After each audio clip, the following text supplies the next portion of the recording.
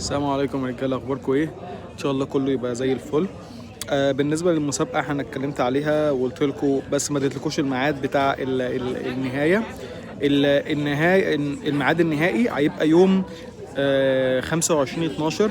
هقعد اسبوع علشان اختار الناس، وهبدا في التقديم ان شاء الله للناس اللي كسبت. هيبقى في يوم بالظبط 5/1. هيبقى في حوالي 10 ايام ولا حاجه. علشان الكريسماس والكلام ده كله، يعني ايه هيخش علينا. فانا مديكم فرصه طويله ان انتوا تقدروا تعملوا الحاجات اللي انا قلت لكم عليها.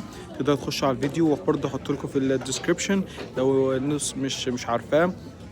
اللينك موجود، تقدر ان انت تخش وتشوفه وتعمل الحاجات اللي فيه. ممكن يكون سبحان الله فرصة ليك ان انت يجي لك يعني تكسب وما تدفعش اي حاجة، او ممكن تدفع حاجات بسيطة اللي هي الحاجات الاساسية بتاعتك بتاعت الكلية والحاجات دي بس.